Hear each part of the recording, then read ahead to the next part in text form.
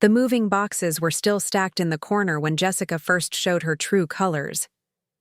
I stood in the kitchen I'd personally designed, watching my daughter-in-law rifle through cabinets like she owned the place, which, according to the deed, she now did. "We need to talk about boundaries, Margaret," Jessica announced, not even bothering to look at me as she rearranged dishes I'd carefully selected.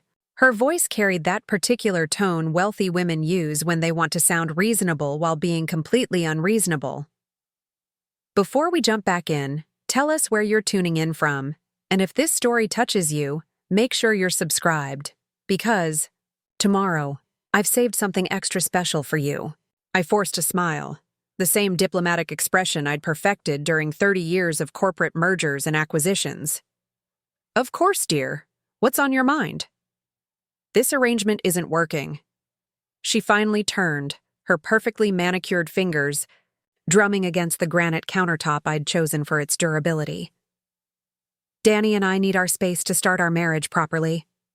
Danny, my son, emerged from the living room carrying boxes, his face flushed with what I recognized as guilt.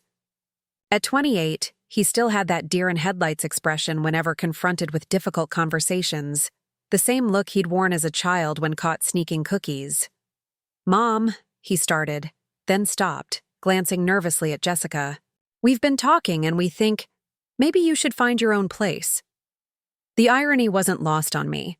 I was being evicted from a house I'd purchased outright, furnished completely, and legally transferred to them as a wedding gift just 3 months earlier. $600,000 of my retirement savings invested in what I'd thought was my family's future. "I see," I replied calmly, though inside I was calculating the precise cost of their ingratitude. "And how long do I have to make these arrangements?" Jessica's smile was sharp enough to cut glass. "We were thinking the end of the month would be reasonable. That gives you 2 weeks to find somewhere suitable." 2 weeks to find housing in a market I'd helped inflate by purchasing this very property. The house sat on 3 acres in an exclusive neighborhood where the median home price exceeded $800,000. I'd bought it specifically because I'd wanted to be close to my grandchildren, the ones Jessica and Danny claimed they were planning but had made no progress toward producing. "The guest house out back?" I suggested, though I already knew the answer from Jessica's expression. "Perhaps I could—" "Oh no," Jessica interrupted, her tone suggesting I'd proposed setting up a tent in their living room. "That space will be converted into Danny's home office. He's starting his consulting business, you know. Preparing and narrating this story took us a lot of time, so if you are enjoying it, like this video, it means a lot to us." Now back to the story. I did know. I'd also known that Danny's previous 3 business ventures had failed spectacularly, each one funded by different family members who'd learned to stop offering money after the first catastrophe. Jessica, however, seemed convinced that her husband's track record in business failure was merely a prelude to inevitable success. "Of course," I murmured, filing away this information for future reference. "Danny's business ventures are always so ambitious." Danny shot me a warning look, the same expression he'd worn when I'd gently suggested that his last startup, a subscription service for artisanal beard oils, might have limited market appeal. He'd accused me of being unsupportive then, too, right before the business collapsed under the weight of 12 subscribers and mounting debt.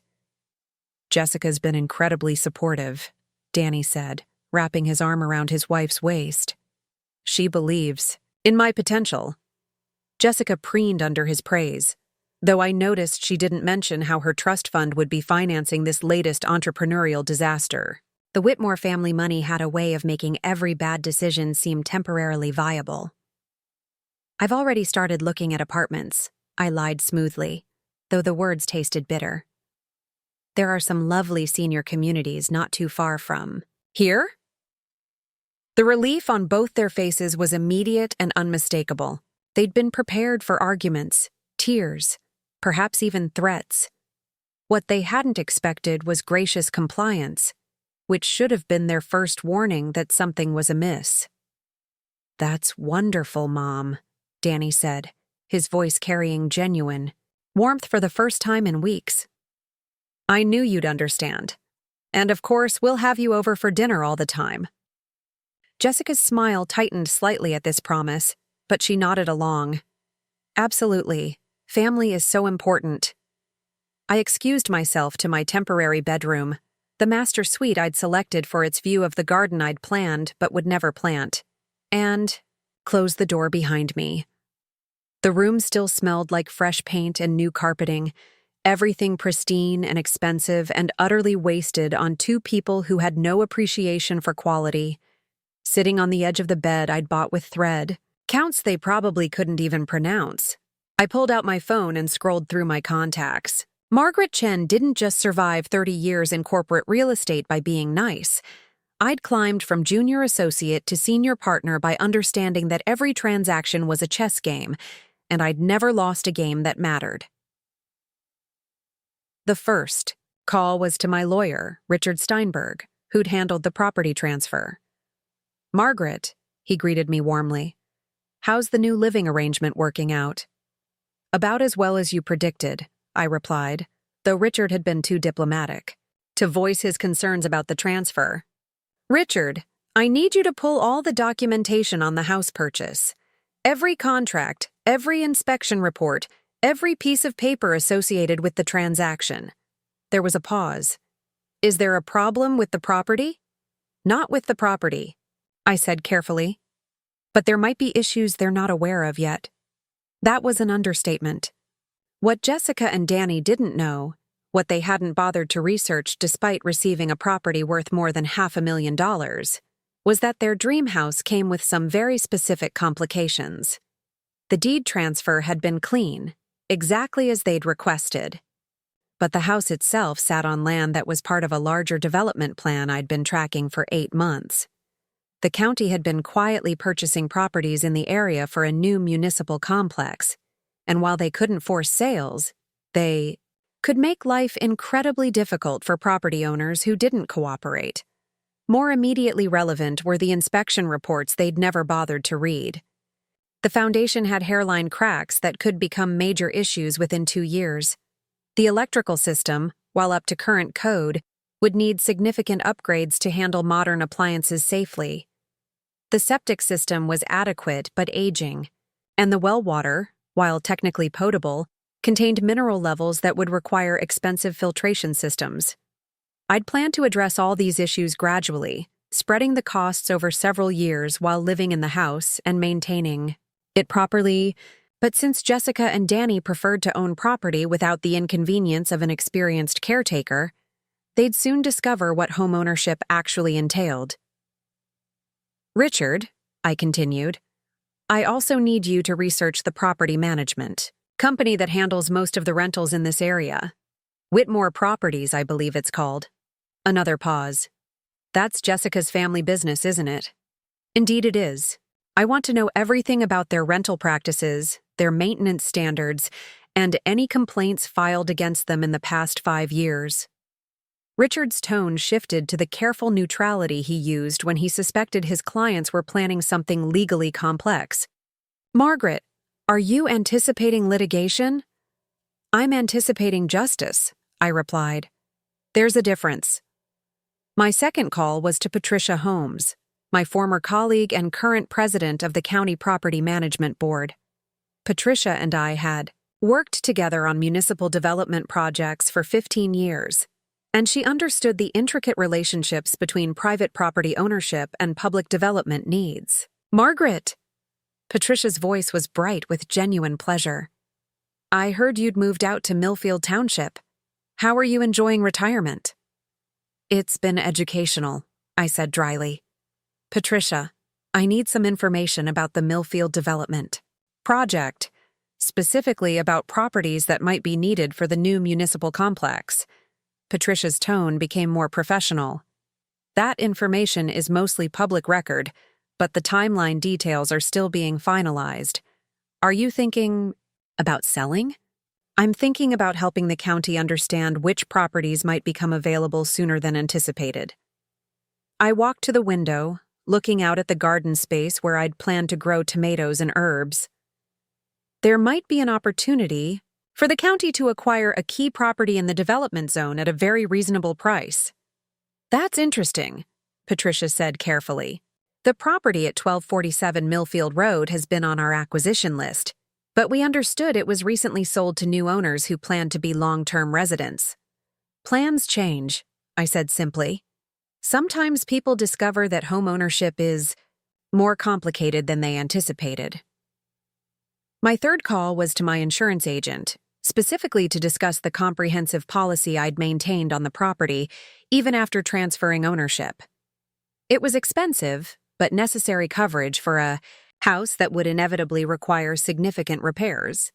Mrs. Chen, my agent confirmed, the policy does transfer with ownership, but only if the new owners maintain the premium payments. If they let it lapse, then any damage would be their responsibility entirely, I finished.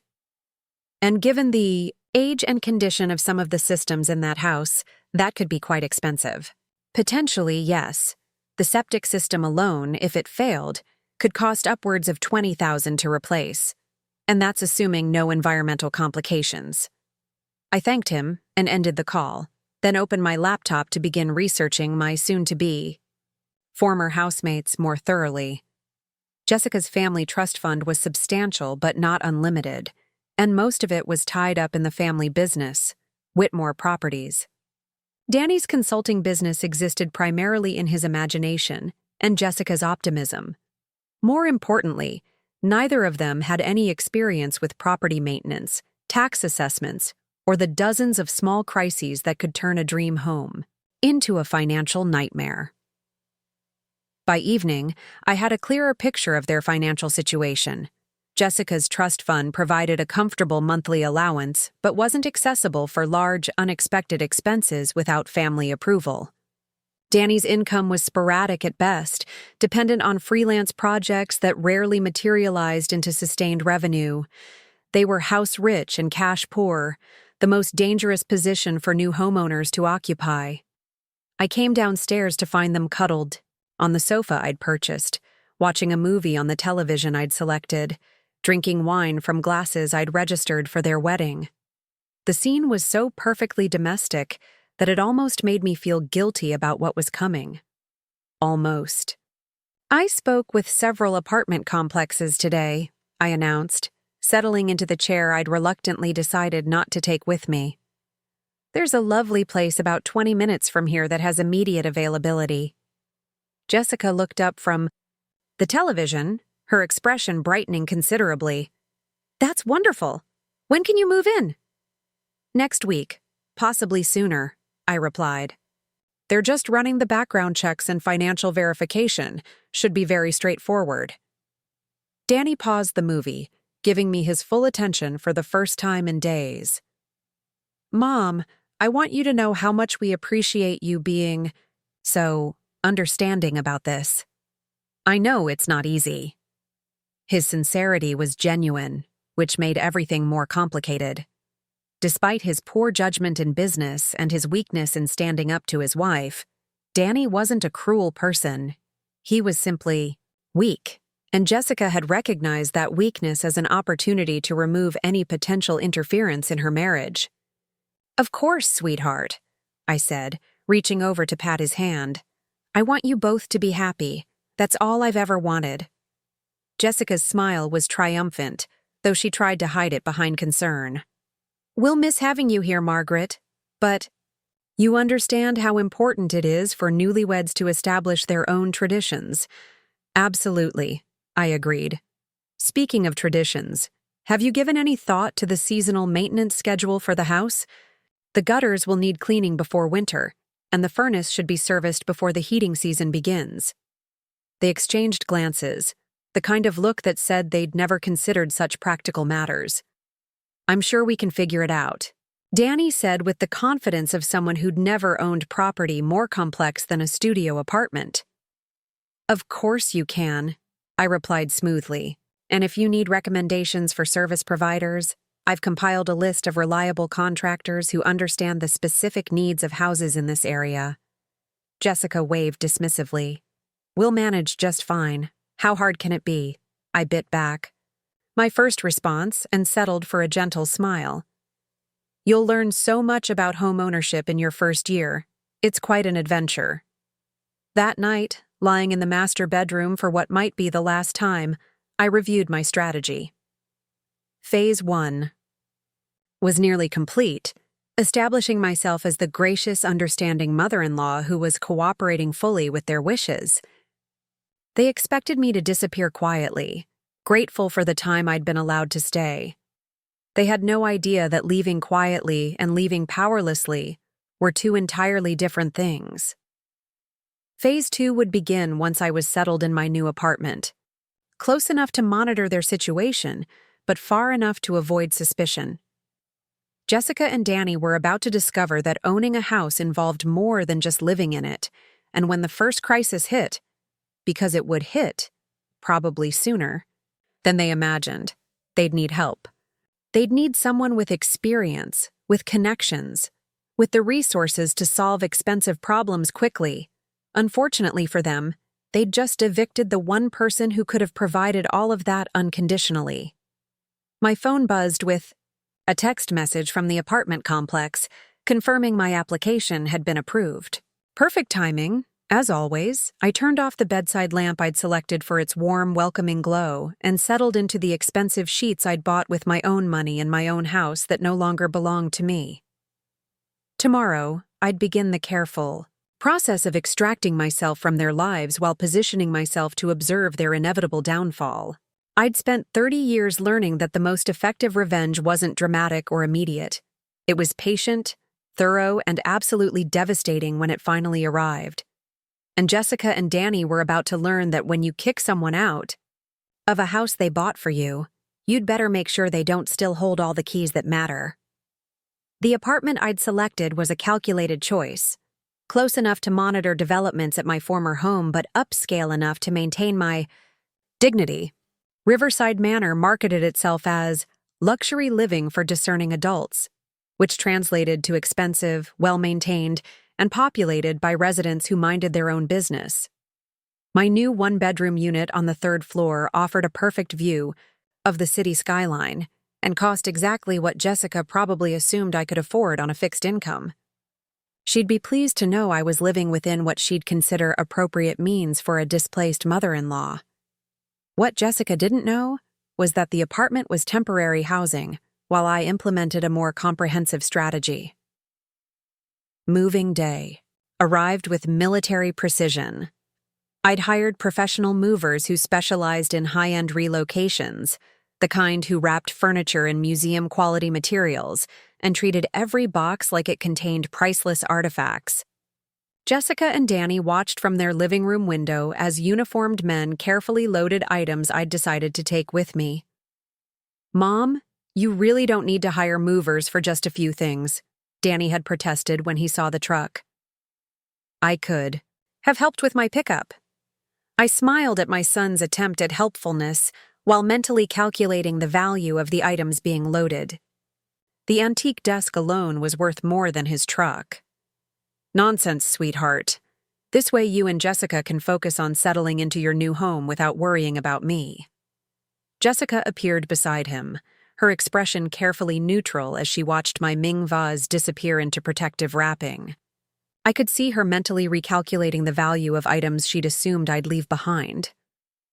"Are you taking all the books?" she asked, noticing the boxes being loaded from my study. "Just my personal collection," I replied pleasantly. "The ones I've accumulated over the years. I left all the decorating books and home improvement guides in the study for you. I thought they might be useful." This was true, though the books I'd left behind were specifically chosen for their educational value. Nothing quite like discovering that your dream home requires $20,000 in foundation work by reading about it in Common Structural Problems in Colonial Revival Architecture. The move itself took less than 4 hours. By afternoon, I was settled in my new apartment with my most essential possessions, while my former house contained 2 young people who'd just realized they now owned a very large, very expensive, and very empty property. The first phase of my observation period began immediately. I'd maintained my gym membership at the fitness center just 5 minutes from Millfield Township, which provided excellent opportunities for casual encounters with neighbors who loved to gossip about new residents. Oh, you know the young couple. Who bought the Chen place? Mrs. Patterson from 3 houses down was delighted to share information during our Tuesday aqua aerobics class. The wife had quite a temper tantrum at the grocery store yesterday. Apparently, they can't figure out how to work the security system. This was predictable. The security system I'd installed was state-of-the-art but complex, requiring specific codes for different zones and times of day. I'd left the manual in the kitchen drawer, but understanding it required patience and attention to detail, neither of which were Jessica's strong suits. She was quite rude to the cashier, Mrs. Patterson continued with obvious disapproval. Said something about incompetent service when her credit card was declined. Very embarrassing. I filed this information away while maintaining an expression of polite concern. Jessica's credit card issues were beginning already, which suggested she was either spending more freely than her trust fund allowed, or her family had decided to limit her access to funds. Wednesday brought my first scheduled coffee meeting with Patricia Holmes, ostensibly to catch up on county development plans, but actually to position myself as a knowledgeable intermediary for future property acquisitions. The Millfield project is moving faster than anticipated, Patricia confided over artisanal lattes at the cafe near City Hall. We've had 3 property owners approach us about selling in the past month. The compensation packages are quite attractive. That's wonderful for the county, I replied. And I imagine it's creating some interesting opportunities for residents who might prefer to relocate rather than deal with construction disruption. Patricia nodded enthusiastically. Exactly. Though some of the newer residents don't seem to understand how these municipal projects work. We had one young woman call yesterday demanding to know why no one had told her about the development plans before she moved in. I maintained my expression of mild interest while my pulse quickened. Jessica was already investigating the county development project, which meant she'd discovered the reality of living adjacent to a future municipal complex. Some people don't do thorough research before making major purchases, I observed diplomatically.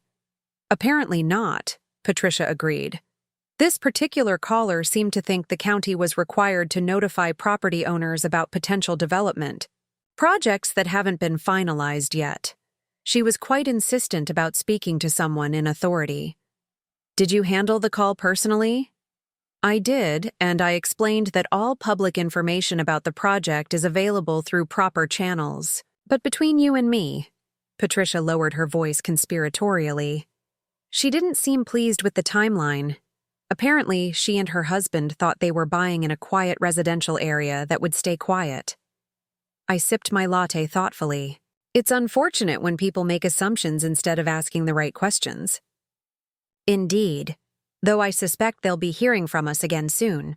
The property acquisition team is scheduled to begin formal outreach to homeowners in that zone next month. This was earlier than I'd anticipated, but it aligned perfectly with my strategy. By next month, Jessica and Danny would likely be dealing with multiple property-related stresses simultaneously. Thursday evening brought the first direct contact since my move. Danny called while I was reviewing financial documents in my new study, a compact but efficient space that felt refreshingly manageable after the sprawling house I'd left behind. "Mom, I hope you're settling in well," he began, his voice carrying that careful tone he used when he needed something but didn't want to ask directly. "Very well, thank you. The apartment is lovely, and the location is quite convenient." I set aside my paperwork and gave him my full attention. "How are you and Jessica adjusting to homeownership?" "Great. Really great. The house is amazing and we love having our own space." His enthusiasm sounded forced, like he was trying to convince himself as much as me. "Though we've run into a few small issues." "Oh? Nothing serious, I hope?" No, nothing major.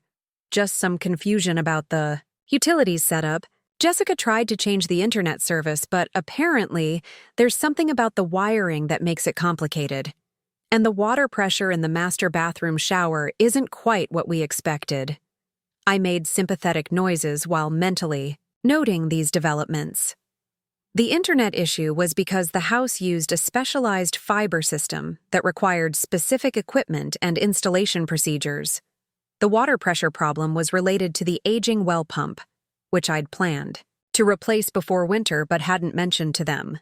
"Have you contacted service providers about these issues?" I asked. Jessica's been trying, but everyone seems to be booked out for weeks, and the quotes we're getting seem really high for simple fixes. Of course they did. Quality contractors in the area were always busy, and emergency service calls commanded premium prices. I'd maintained relationships with reliable service providers over the years, but Jessica and Danny were starting from scratch with no reputation or established credit. "That's frustrating," I agreed. "Sometimes it helps to have personal recommendations. I could provide some names of contractors I've worked with if you'd like." There was a pause, and I could practically hear him weighing pride against practicality. "That would be great, Mom, if you don't mind." "Of course not. I'll email you a list." I paused delicately. "Has Jessica had any luck reaching out to her family's property management company? I imagine they'd have excellent contractor relationships." Another pause, longer this time. "She's handling that separately. But yes, she's exploring all options." Translation: Jessica was too proud to admit to her family that she needed help managing a property, which meant they were paying retail prices for everything while burning through their limited cash reserves. "I'm sure everything will work out," I said warmly. "First-time homeownership always involves a learning curve." After ending the call, I composed a carefully crafted email with contractor recommendations. Each name on the list was legitimate and professional, but I included specific notes about their pricing structures, scheduling requirements, and payment policies. Most required deposits and had limited availability for new customers without referrals. Friday brought my weekly grocery shopping trip to the market closest to my former neighborhood, a habit I'd maintained ostensibly for convenience, but actually for intelligence gathering. The store manager, Roberto, had known me for years and was always willing to chat about local residents. "Mrs. Chen, how are you enjoying your new place?" Roberto greeted me warmly as I selected produce. "We miss seeing you in here regularly." "I miss being closer to the neighborhood," I replied honestly. "Though I still prefer shopping here when I can. The quality is so much better than the chain stores." "You know, your daughter-in-law was in here yesterday," Roberto said, lowering his voice slightly. "She seemed pretty stressed about something. Had words with the deli counter staff about wait times." I made concerned noises while selecting apples. Jessica's patience was apparently wearing thin, which suggested the accumulating stress of homeownership was beginning to show. "She also asked about our payment plans," Roberto continued. "Whether we offer any kind of extended credit for regular customers."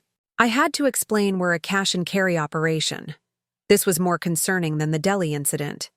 If Jessica was asking about credit for groceries, her immediate cash flow was tighter than I'd anticipated. The trust fund that seemed so substantial was apparently not as accessible as she'd assumed. "I hope everything's all right with them," I said carefully. "I'm sure it is," Roberto replied diplomatically. "You know how it is with young couples. Everything seems like a crisis until you get used to managing a household budget." Saturday morning brought the most interesting development yet. I was reviewing investment portfolios when my phone rang with a call from Richard Steinberg. "Margaret, I have some interesting news about your former property," he began without preamble. "I've been contacted by a law firm representing the new owners. They're asking questions about disclosure requirements for the property sale." I set down my coffee, cup carefully. "What kind of questions?" "Specifically, they want to know whether you were required to disclose potential municipal development in the area and whether there were any inspection reports that might not have been properly shared during the transfer." This was fascinating. Jessica and Danny had hired legal counsel, which meant they'd discovered enough problems to justify attorney fees on their already strained budget. Richard, as you know, all required disclosures were made according to state law. The property was transferred with full knowledge that the buyers could review all inspection reports and public records as part of their due diligence. Exactly what I told them, Richard confirmed. But apparently, they're claiming they weren't made aware of potential issues that might affect their enjoyment of the property, such as the septic system concerns, the foundation settlement indicators, and the county development project timeline. Their attorney seems to think there was some obligation to highlight these issues beyond standard disclosure requirements. Allowed myself a small smile. Jessica and Danny were discovering that owning property involved responsibilities they'd never considered, and they were looking for someone else to blame for their lack of preparation. I assume you explained that buyers are responsible for conducting their own inspections and research? I did. I also reminded them that the property was transferred as a gift between family members, which actually reduced the disclosure requirements rather than expanding them. Richard paused. Margaret, they're not going to have grounds for any kind of legal action, but they seem quite desperate to find someone responsible for what they're calling misrepresentation. How desperate? Desperate enough to pay for legal consultation. They clearly can't afford. The attorney mentioned that payment for his services might need to be arranged in installments. I filed this information away with growing satisfaction. Jessica and Danny were not only dealing with property problems, but were now paying legal fees to explore options that didn't exist. Richard, please keep me informed if they make any further contact. And thank you for handling this professionally. Of course. Though I have to ask, did you anticipate they would struggle this much with homeownership? I considered the question carefully. I anticipated they would learn what homeownership actually involves. Whether they struggle depends entirely on their willingness to adapt to reality. After ending the call, I walked to my apartment window and looked out at the city skyline. Somewhere 20 minutes away, Jessica and Danny were discovering that their dream house came with responsibilities they'd never imagined and costs they couldn't easily afford. More importantly, they were beginning to realize that the gracious mother-in-law they'd evicted had been the only person standing between them and the full weight of property ownership. The first phase of my strategy was complete. They'd successfully removed me from their daily lives, just as Jessica had wanted. Now they were about to discover what life looked like without the safety net they'd taken for granted. Phase 2 would begin when they reached out for help, and they would reach out, probably sooner than they imagined. Pride and desperation made for predictable patterns, and I'd spent 30 years learning to recognize when clients were ready to negotiate from a position of weakness. Jessica had wanted independence from my influence. She was about to learn that independence came with a price tag she couldn't afford to pay. 3 weeks into October, nature decided to test Jessica and Danny's homeownership skills with the season's first major storm. I watched the weather reports from my climate-controlled apartment while mentally calculating the challenges my former house would face with 60-mile-per-hour winds and 2 inches of rain in 3 hours. The call came at 2:47 a.m. Mom? Danny's voice was tight with panic. The basement is flooding and we can't find the main water shutoff. Jessica's freaking out, and there's water everywhere. I sat up in bed, instantly alert, but carefully modulating my voice to sound groggy and concerned rather than prepared. Oh my goodness, sweetheart. How much water are we talking about? I don't know. It's coming up through the floor drain and it's spreading fast. We've been trying to stop it with towels, but it just keeps coming. In the background, I could hear Jessica's voice rising to near hysteria. We called emergency services, but they said basement flooding isn't considered an emergency unless there's immediate danger to life. Of course they did. The basement flooding was a predictable consequence of the storm overwhelming the aging sump pump system, which I'd planned to upgrade before winter. The water was coming from overwhelmed drainage, not a burst pipe, which meant it would continue until the storm passed and the groundwater receded. "Danny, listen carefully," I said, putting on my concerned mother voice. "The main water shutoff is in the utility room, behind the water heater. There's a red handle you turn clockwise, but that won't stop basement flooding if it's coming from groundwater." "Groundwater? What does that mean?" I explained patiently while mentally reviewing the insurance implications. The comprehensive policy I'd maintained covered water damage from burst pipes, but specifically excluded flooding from groundwater infiltration. Jessica and Danny were about to learn the expensive difference between covered and uncovered water damage. "You need to call a water damage restoration company immediately," I continued, "and document everything with photos for insurance. Don't try to clean it up yourselves. That could void your coverage." "Do you know any companies?" Danny asked desperately. "Everyone we've called is either closed or says they can't come out until tomorrow." I provided 2 numbers from memory, companies I'd worked with professionally that offered 24-hour emergency service for premium rates. I didn't mention that weekend emergency calls would cost triple the normal rate, or that both companies required payment in full before beginning work. "Mom," Danny's voice cracked slightly, "could you maybe come over? Jessica thinks you might know more about fixing this." The request was exactly what I'd anticipated, though earlier than expected. Jessica's pride was already crumbling under the weight of practical crisis management. "Of course, sweetheart. Let me get dressed and I'll be right there." I took my time getting ready, allowing them another hour to fully appreciate the scope of their problem before arriving at what had once been my house. The scene that greeted me was even more satisfying than I'd imagined. Jessica stood in the kitchen wearing designer pajamas that probably cost more than most people's monthly grocery budget, her perfectly styled hair disheveled and her makeup smeared with tears of frustration. Danny was soaked from the waist down, having apparently waded through the basement in his slippers. "Margaret, thank God you're here," Jessica said, her earlier hostility completely forgotten in the face of crisis. "This house is falling apart.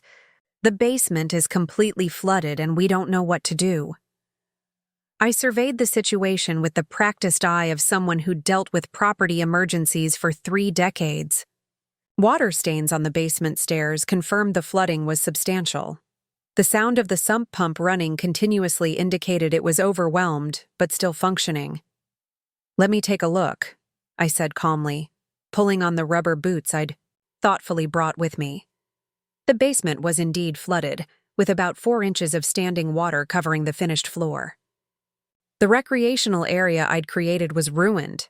The carpet would need to be completely replaced, the drywall would require cutting and refinishing, and the built-in entertainment center was likely damaged beyond repair. I took photos with my phone while maintaining an expression of concern and sympathy. "How bad is it?" Jessica called from the top of the stairs, unwilling to venture down herself. "It's manageable," I replied, though we both knew it wasn't. "But you'll need professional water extraction and restoration. This kind of flooding can cause mold problems if not handled properly." I climbed back upstairs to find them huddled together on the sofa, looking lost and overwhelmed. Jessica had been crying, which had done nothing positive for her appearance, and Danny appeared to be calculating costs he couldn't afford. "The restoration companies said they can't come until Monday," Danny reported miserably. "And they want $2,000 up front just to start the water extraction." "That's fairly standard for emergency weekend service," I said gently. "And you'll want to call your insurance company first thing Monday morning to start a claim." Jessica looked up sharply. "Our insurance will cover this, right? I mean, it's water damage in our house." I saw the moment when I would need to deliver the news that would change everything for them. "Jessica, that depends on your policy coverage and the source of the water. Basement flooding from groundwater infiltration isn't always covered under standard homeowners' policies." The color drained from her face. "What do you mean, not covered?" "Insurance typically covers water damage from burst pipes or sudden system failures, but flooding from external sources like overwhelmed drainage systems is often excluded." I kept my voice gentle and informative. "You'll need to review your policy documents carefully. Danny stood up abruptly, running his hands through his damp hair. Mom, I don't understand any of this. We bought a house, we have insurance. Shouldn't that be enough? Homeowners insurance is complex, I explained. Patiently. Different types of water damage have different coverage requirements. That's why it's important to understand your policy before you need it. Jessica's tears had stopped, replaced by the calculating expression I recognized from our first confrontation. Margaret, you dealt with insurance claims when you were working, didn't you? Could you help us navigate this? The request was music to my ears, though I maintained an appropriately reluctant expression. I could take a look at your policy and help you understand the coverage, but I wouldn't want to interfere with your independence. Please, Danny said quickly, before Jessica could object. We're in over our heads here. I spent the next hour reviewing their insurance documents while they watched anxiously. The policy was standard for their demographic, adequate coverage for common problems, but riddled with exclusions that could leave them financially exposed for exactly the kind of issue they were facing. The good news, I said finally, is that you do have some coverage for water damage. The challenging news is that it's limited and requires specific documentation and procedures. Jessica leaned forward. What kind of procedures? You'll need professional water extraction within 72 hours to prevent mold, which maintains your coverage eligibility. You'll need detailed photographs of all damaged items and their approximate values, and you'll need documentation that the flooding wasn't caused by negligent maintenance. Negligent maintenance? Danny looked confused. What does that mean? It means the insurance company will investigate whether proper upkeep of drainage systems and sump pumps could have prevented the damage. They'll want maintenance records, receipts for equipment service, documentation of preventive measures. I watched their faces as the implications sank in. They had no maintenance records because they'd never performed maintenance. They had no service receipts because they'd never had anything serviced. They had no documentation of preventive measures because they'd never taken any. So what happens if we don't have those records? Jessica asked, though her expression suggested she already knew the answer. The insurance company might question the claim or reduce the settlement based on contributory negligence. I kept my tone matter of fact. That's why experienced homeowners maintain detailed records of all property maintenance and improvements. The silence that followed was broken only by the sound of water still running in the basement and the distant rumble of thunder as the storm continued. Margaret, Jessica said finally, her voice smaller than I'd ever heard it. Would you be willing to help us through this process? We clearly don't know what we're doing. I pretended to consider the request while internally celebrating the complete reversal of our positions. 3 weeks ago, Jessica had been evicting me from my own house. Now she was begging for my expertise to save them from financial disaster. I suppose I could provide some guidance, I said reluctantly, though it would be quite time-consuming, and I'd need to be heavily involved in the restoration process to ensure everything is handled properly. Danny grabbed at this lifeline immediately. Whatever you need, Mom. We can't handle this alone. Well, I said thoughtfully, I'd need access to all your financial records, insurance documents, and property maintenance information. I'd need to coordinate with contractors and insurance adjusters. And I'd probably need to be here frequently to oversee the work. Jessica's jaw tightened slightly as she realized what I was proposing, but the sound of water in the basement reminded her that pride was a luxury she couldn't currently afford. How frequently? She asked carefully. Daily, probably, for the first week or two. Maybe staying overnight occasionally if contractors need early morning access, or if there are security concerns with an empty house during construction. The irony wasn't lost on any of us. In order to save the house they'd kicked me out of, Jessica and Danny would need to invite me back in. Not as a gracious guest this time, but as an essential expert whose knowledge was the only thing standing between them and financial ruin. Okay, Jessica said quietly, defeat clear in her voice. Please help us. I nodded graciously, already mentally preparing the next phase of my strategy. They'd asked for my help, which meant I'd be setting the terms of my involvement. And unlike their previous arrangement, this time they'd be paying for the privilege of my assistance. I'll make some calls tomorrow to expedite the restoration process, I promised. But we'll need to establish clear expectations about how this partnership will work. As I drove back to my apartment through the dying storm, I reflected on how perfectly the situation had developed. Jessica and Danny were about to learn that independence was expensive, expertise was valuable, and burning bridges with people who had both was the costliest mistake of all. The house they'd fought to keep me out of would now require my constant presence to save. The water damage that had forced them to call me was just the beginning of a lesson that would take months to complete. By the time I finished helping them navigate this crisis, they'd understand exactly how much my presence in their lives had been worth, and exactly how much they'd lost when they'd thrown it away. Up next, you've got 2 more standout stories right on your screen. If this one hit the mark, you won't want to pass these up. Just click and check them out. And don't forget to like, subscribe, and turn on the notification bell so you don't miss any upload from us.